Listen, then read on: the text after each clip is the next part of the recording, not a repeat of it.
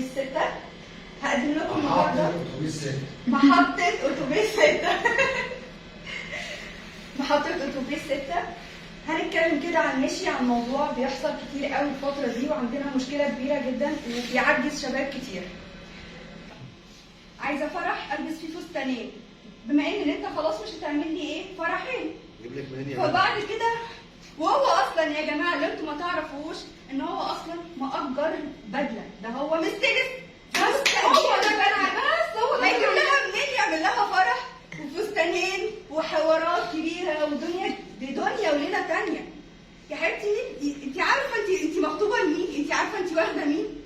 ده عليه جمعيات لسه هيسدها بعد الجواز. ده لسه في اقساط، ده هيأجل